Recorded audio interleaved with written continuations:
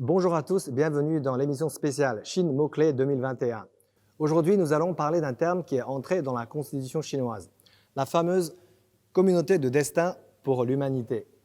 Ce terme a été lancé pour la première fois en 2012 dans le rapport d'activité du 18e congrès du Parti communiste chinois par le président chinois Xi Jinping et il est devenu aujourd'hui la clé pour comprendre la diplomatie chinoise.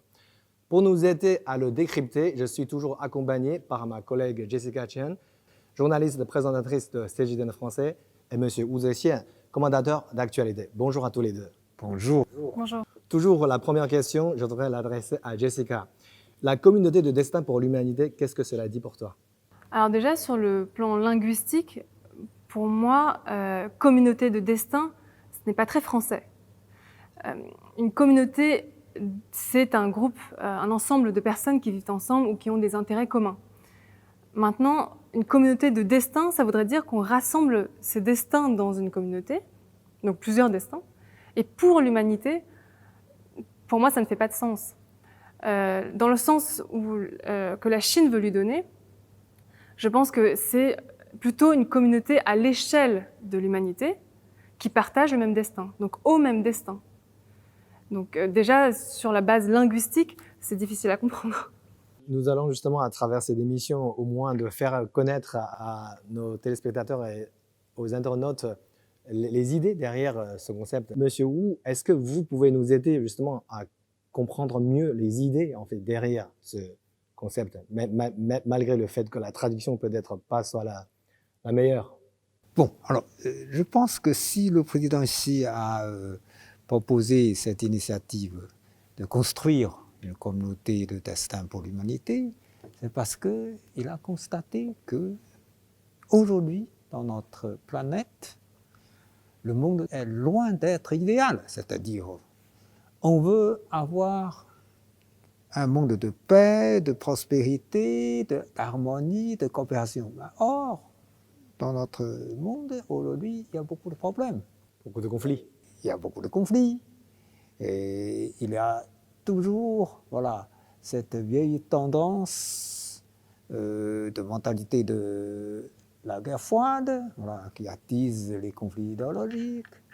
Il y a le protectionnisme qui essaye de s'isoler vis-à-vis du reste du monde. Il y a toujours l'hégémonisme qui est là, qui n'hésite pas à intervenir dans les affaires des autres. Bon, il y a beaucoup de problèmes. C'est pour cette raison que la Chine propose la construction d'une communauté de destin pour l'humanité afin de favoriser la naissance d'un monde en paix, en prospérité, en coopération, en amitié, en solidarité.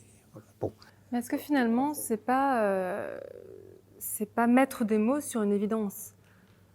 Parce que je pense que le monde, en tout cas les pays, aspirent tous à cet idéal.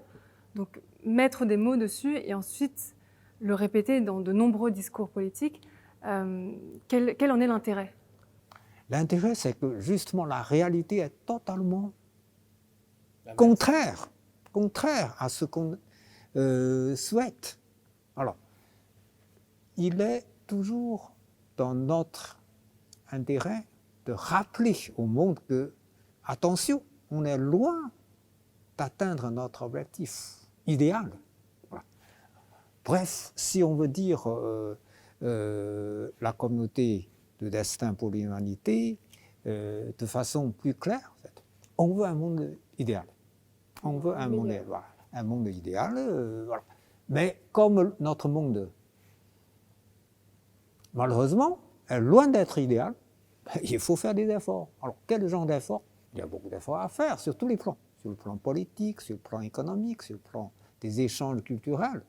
Tout ça, c'est nécessaire pour rassembler les pays divisés, pour éviter la guerre, les conflits, tous les pays, réduire les écarts de développement entre les riches et les pauvres, les pays riches et les pays pauvres, même au sein d'un groupe de pays, au sein d'un seul pays, il y a aussi ce problème de l'inégalité sociale. Mais d'autres pays qui aspirent au même idéal, qui n'ont pas mis ces termes-là dans leur constitution, je veux dire, il œuvre aussi à cet idéal, à faire un monde meilleur pour leurs enfants, à faire de leur mieux pour un monde en paix, etc.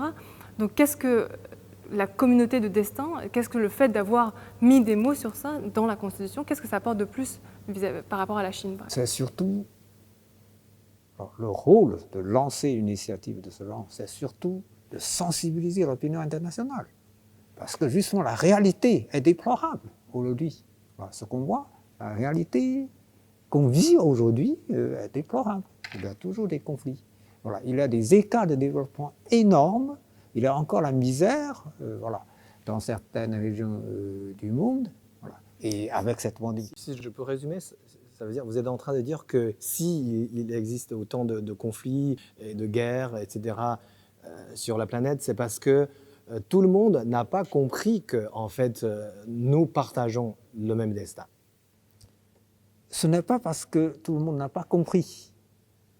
C'est parce que certains pays, certains hommes politiques qui sont chargés de diriger leur pays, voilà, ne veulent pas agir dans l'intérêt de tous.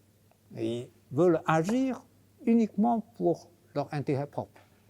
Alors, pour les intérêts de leur propre pays, voilà, ça c'est déjà plus ou moins compréhensible.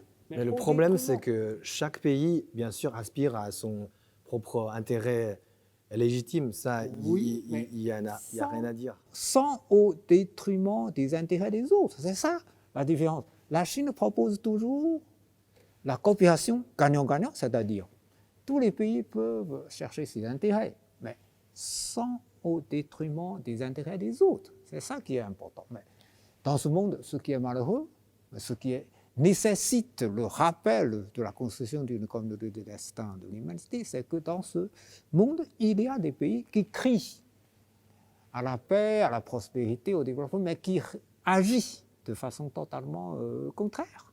Voilà. Qui n'hésitent pas à appliquer l'hégémonisme, qui n'hésitent pas à intervenir dans les affaires intérieures des autres, voilà. Qui sont à l'origine de nombreux conflits, justement.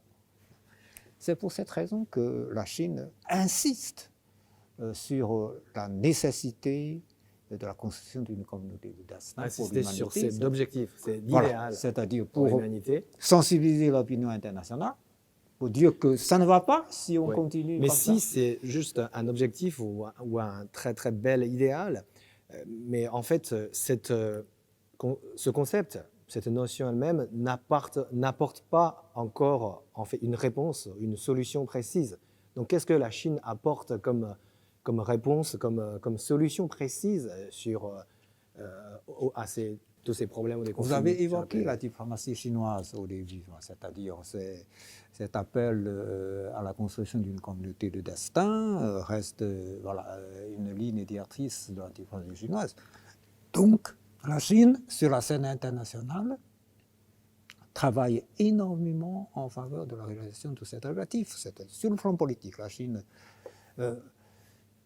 propose toujours la concertation, voilà, sur la base d'égalité, pour régler les conflits, pour régler les différends, voilà, pour traiter des dossiers épineux. Voilà. Quand il y a des conflits, il ne faut pas recourir à la force. Il faut régler les problèmes par les moyens pacifiques, par les voies de négociation. Ça, sur le plan politique, la Chine propose toujours ça. Et en tant que membre du Conseil de sécurité, en tant que membre permanent du Conseil de sécurité, la Chine travaille toujours dans ce sens. Voilà. Sur le plan économique, la Chine propose toujours la coopération gagnant-gagnant avec tous les partenaires. Je pense qu'il y a quand même, dans ce concept qui a l'air d'être très abstrait, il y a quand même une dimension, surtout quand on voit, quand on voit la crise sanitaire qui touche toute l'humanité. Ensuite, quand on pense au climat, aux problèmes réchauffement climatique, par exemple, quand on voit le comportement de certains pays, on comprend que peut-être tout le monde n'a pas compris qu'on partage le même destin, comme par exemple certains pays nient complètement l'existence du réchauffement climatique. Oui, mais justement le problème est là, c'est-à-dire certains pays ne veulent pas tenir compte des intérêts Les autres. de la planète, de l'ensemble de l'humanité. Ils pensent qu'ils peuvent très bien vivre en cherchant uniquement leur propre intérêt, et cela au détriment des intérêts des autres. Ben, ils considèrent les autres comme leurs rivaux, comme leurs concurrents, au lieu de les considérer comme leurs partenaires. Voilà. Ça, c'est dangereux, parce que voilà, les risques de... La loi du plus fort. Voilà, les risques, et ça ne peut pas aller très loin, ça ne peut pas aller très loin. Hein. Bon, ben, Et le problème, ça c'est peut, que ça même peut. des pays comme ça, dans leur discours, ils vont toujours tenir un discours comme s'ils cherchent aussi un droit légitime pour le bonheur de leur pays, de leur peuple. Non, mais comme j'ai dit tout à l'heure, ben, ils ont le droit, ben, c'est tout à fait légitime de penser aux intérêts de leur peuple, mais toujours sans au détriment des autres. Et ça n'a pas de sens s'ils veulent chercher leur propre intérêt au détriment des autres. Ça ne peut pas aller loin.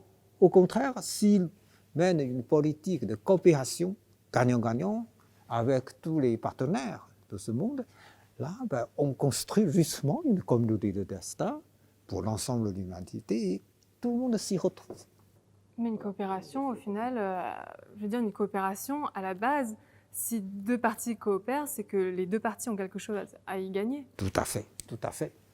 L'exemple des relations commerciales entre les États-Unis et la Chine est très, très parlant. Voilà, l'ancienne administration américaine pensait que la Chine nuit aux intérêts commerciaux des États-Unis. Ils essayent de se couper de la Chine. Mais qu'est-ce qu'on a constaté? Ce qu'on a constaté, c'est que durant ces dernières années, les échanges commerciaux entre la Chine et les États-Unis continuent à augmenter parce qu'on ne peut pas se couper. Et si ça continue à monter, c'est parce que ça profite aux deux côtés. Voilà, les hommes d'affaires continuent à travailler ensemble parce que ça profite à tout le monde. Les consommateurs, les hommes d'affaires, tout le monde s'y retrouve des deux côtés. Hein. Bon. Mais comment vous réagissez en fait aux hommes politiques, par exemple, même s'ils lancent une guerre chaude ou froide, mais ils vont quand même avancer une théorie en disant qu'on n'a pas le choix. C'est la seule solution. Par exemple, avec la Chine, comme vous disiez, la guerre commerciale avec la Chine, peut-être l'administration de Trump pouvait avancer une théorie en disant que c'est la seule solution pour faire reculer la Chine. Alors, qu'est-ce que vous en dites? Le fait est là, il n'a pas pu faire reculer la Chine. Au contraire, les échanges commerciaux entre les deux pays augmentent toujours. Mais je crois que lui, il cherchait surtout à gagner la deuxième élection présidentielle. Il essayait de sensibiliser l'opinion américaine en disant que moi, je suis là pour défendre vos intérêts, en menant une guerre contre nos concurrents, contre nos rivaux, principalement représentés par la Chine.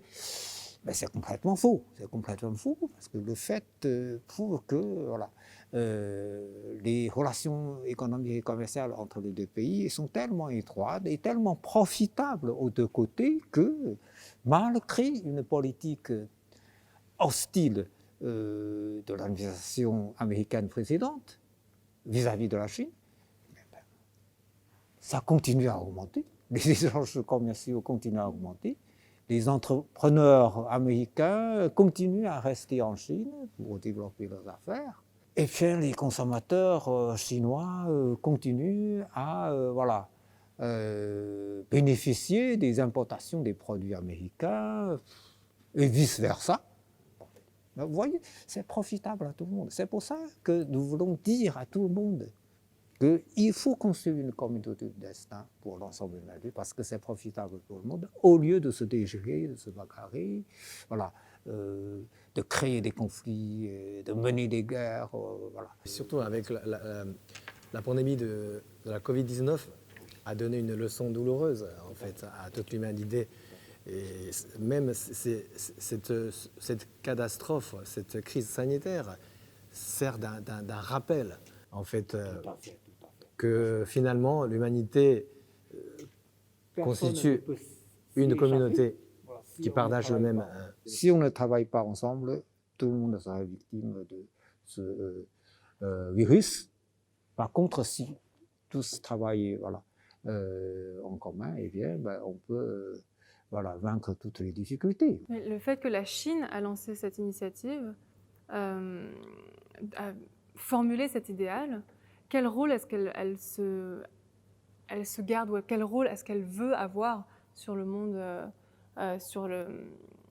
dans l'échiquier mondial finalement? La Chine veut être un contributeur sur tous les plans pour la réalisation de cette communauté de destin pour l'humanité. Donc sur tous les plans, la Chine travaille activement en faveur de cet objectif. Voilà. Un contributeur. Seulement? Mais l'initiateur aussi, donc... L'initiateur, oui, bien sûr. Bon, mais ce n'est pas un pays qui veut chercher un rôle leader, dominant. Voilà. Non, non, non, ce n'est pas ce que veut la Chine. La Chine veut proposer quelque chose, voilà, initier quelque chose, et puis la Chine essaye de contribuer, voilà, tout en sensibilisant l'opinion internationale pour atteindre le même objectif qui est profitable pour tous. Voilà, c'est ça ce que la Chine cherche. Mais en 15 minutes, on ne pourra pas comprendre toute la diplomatie chinoise, mais au moins le concept de la communauté de destin pour l'humanité, ça sert quand même d'une base. Comme on a discuté tout à l'heure, c'est un peu, on peut dire que c'est un peu le sommaire quoi, de tous les détails du grand livre de la diplomatie chinoise. Donc, merci à tous les deux d'avoir discuté avec nous. Merci à tous nos téléspectateurs qui nous ont suivis. Je vous retrouve très vite pour un nouvel épisode de Chine Mot-Clé 2021.